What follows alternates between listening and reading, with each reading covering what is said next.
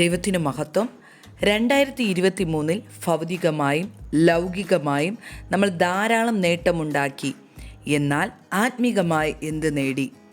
എൻ്റെ പ്രാർത്ഥനാ ജീവിതം എങ്ങനെയായിരുന്നു? പിശാചിൻ്റെ പ്രലോഭനങ്ങളിൽ അകപ്പെടാതിരിക്കാൻ ഉണർന്നിരുന്ന് പ്രാർത്ഥിക്കുവാൻ കഴിഞ്ഞോ? ദാവീദിനെ പോലെ രാവിലെയും ഉച്ചയ്ക്കും വൈകിട്ടും സങ്കടം ബോധിപ്പിച്ച് കരയുവാൻ കഴിഞ്ഞോ?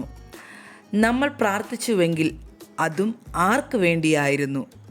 സകല മനുഷ്യരെ രക്ഷിക്കപ്പെടുവാൻ, ലോകത്തിലെ എല്ലാ സ്ഥലത്തും സുവിശേഷം എത്തുവാൻ, സുവിശേഷ വേലക്കാർ സംരക്ഷിക്കപ്പെടാൻ, നശിച്ചു പോകുന്ന ഭാവി തലമുറകളിലെ കുഞ്ഞുങ്ങൾക്കായി നമ്മൾ എത്ര നേരം പ്രാർത്ഥിച്ചു?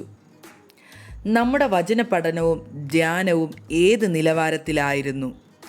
ടി വിയിലും മൊബൈലിലും അനാവശ്യ കാര്യങ്ങൾ കണ്ട് രസിക്കുന്നതിലാണോ, അതോ വേദവായനയ്ക്ക് ആണോ കൂടുതൽ സമയം ചിലവഴിച്ചത്?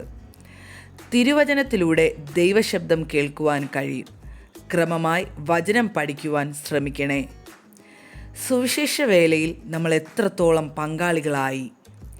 മിഷൻ ഫീൽഡുകൾ സന്ദർശിക്കുന്നതിൽ, മിഷണറിമാരെ പ്രോത്സാഹിപ്പിക്കുന്നതിൽ, സുവിശേഷ വേലക്കാരെ സഹായിക്കുന്നതിൽ, വ്യക്തിപരമായി സുവിശേഷം അറിയിക്കുന്നില്ല എങ്കിൽ എനിക്ക് അയ്യോ കഷ്ടം എന്നത് നമ്മെ വേദനിപ്പിക്കുന്നുണ്ടോ? സത്യവചനം മറ്റുള്ളവരെ അറിയിക്കുന്നില്ല എങ്കിൽ അതും പാപമാണ്. ലേവ്യ പുസ്തകം 5:1 പറയുന്നു. നമ്മുടെ മുഖമാണോ കാലുകളാണോ മനോഹരമാക്കുവാനുള്ളത്? റോമർ 10:15. നന്മ ചെയ്യുവാനും കൂട്ടായ്മ കാണിപ്പാനും മറക്കാതിരുന്നാൽ അതിൽ കൂടി ദൈവത്തെ പ്രസാദിപ്പിക്കുവാൻ കഴിയും. എബ്രായർ 13:16. ദൈവത്തെ പ്രസാദിപ്പിക്കുവാൻ നമുക്ക് കഴിഞ്ഞിട്ടുണ്ടോ? എത്ര അവസരങ്ങൾ നമ്മൾ പാഴാക്കി. ഇനിയെങ്കിലും ലൗകിക സന്തോഷങ്ങളുടെ മാത്രം പിന്നാലെ ഓടാതെ എന്ത് ചെയ്യണമെന്ന് ഒന്ന് വിലയിരുത്തുമോ? കുറവുകളുണ്ടെങ്കിൽ പരിഹരിക്കുക.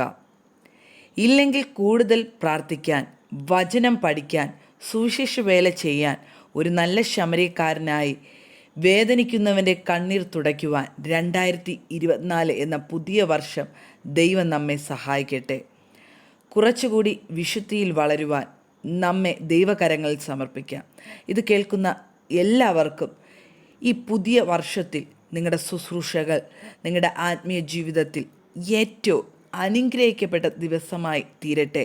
വചനം പറയുന്നത് പോലെ ഉത്സാഹത്തിൽ മടുപ്പില്ലാതെ ആത്മാവിൽ എരിവുള്ളവരായി ഈ വർഷം നമുക്ക് ക്രിസ്തുവിന് വേണ്ടി ജയകരമായ ജീവിതം നയിച്ചുകൊണ്ട് അനേകരെ നിത്യതയിലേക്ക് അടുപ്പിക്കാം. God bless you. ആമേൻ.